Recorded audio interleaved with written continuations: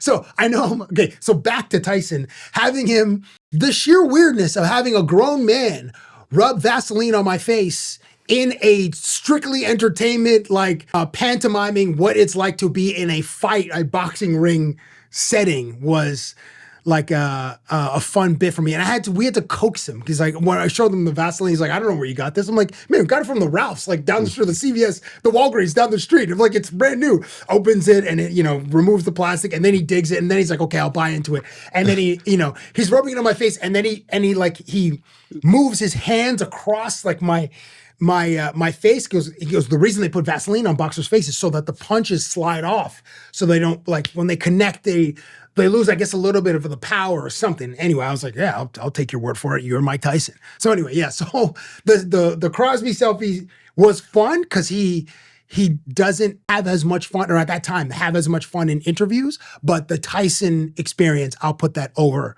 Crosby. Agreed.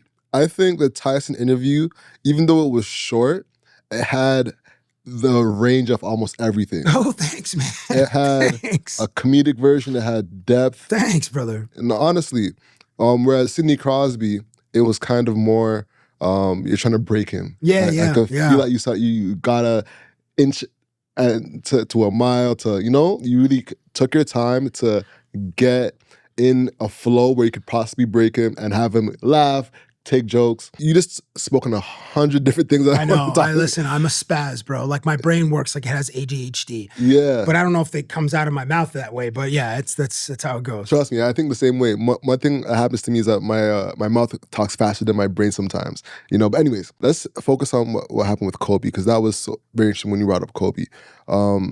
Did you write anything Dave Chappelle like for Kobe? No, what happened there? The closest, so my friend Nigel and I always get really stressed when I'm trying to come up with new things for interviews with athletes, because I want to, my producer Dave and I, we always want to push ourselves creatively, and we tried to think like late night television hosts. So Conan was my guy. Kimmel was like those two I think Conan is probably the smartest or like the fastest, wittiest of the late night hosts. And I know he would say Letterman, but I didn't really grow up with Letterman. And then Kimmel, because he was in LA, like he did great bits too. But Conan was like the master of the bits, because every time like Will Ferrell was on, they're doing something in a tub or they're drinking. One dude Will is drinking like barber, like fluid, like that blue fluid that they put like the combs in. Like Will will come out like Steve Irwin, the Australian animal wrangler. I know that's a terrible way to encapsulate him, because I know he was more than that,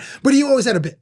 So that's how we tried to think, like, okay, what would, and Fallon and Corden and Leno and Letterman, like they had, sometimes, I remember once Jim Carrey was on Jay Leno show, The Tonight Show, for 45 minutes. And Jim Carrey just put on a masterful performance. Like you're getting, again, to me, someone who's on the Mount Rushmore of comedy, like just objective, to me, not objectively, subjectively. Okay, so that's what we tried to think. So with Kobe, the only time I tried to write a thing for him, so I got to give credit to my boy Nigel, we're playing squash.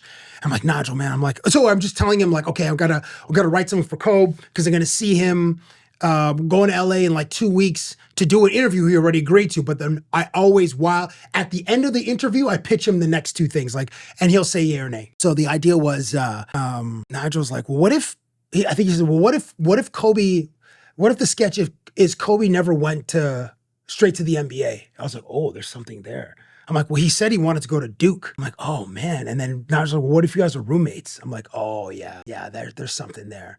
So the bit was, what if, we are roommates at Duke, and at the end of the, we wanted to get like Steve Nash to be like the resident assistant, like the RA, a cameo of like Pau Gasol. I telling Dave, I'm like, okay, we got to rent a studio in LA, and like, like, how much time do we need? We might only get 45 minutes. Can we shoot all this thing in 45 minutes? And at the end, like the RA comes by and like, the door cracks. So like one of our eyeballs is exposed as we're like, and the RA is like trying to look in to hear some commotion, and we have like girls hiding under the bed or something. So I send it to Molly Carter, who was like running Kobe Inc. at the time. Molly's like, you got to change the ending. No girls. I'm like, do like 5 revisions. And by the end, it's like lights are out and good night, Kobe. And then Kobe's like, lights are off. And Kobe's like, get out of my bed, man. Like, that's like the thing. It's so juvenile. But, you know, when did I write that? 2013 or 14. And, you know, we missed a couple of years because one, he had a shoulder surgery. Another time he blew out his Achilles. Mm-hmm. So when an athlete's injured, they don't do media. They could do their own, you know, documentary or whatever showing the recovery process and the rehab. But for the general media, they're off limits.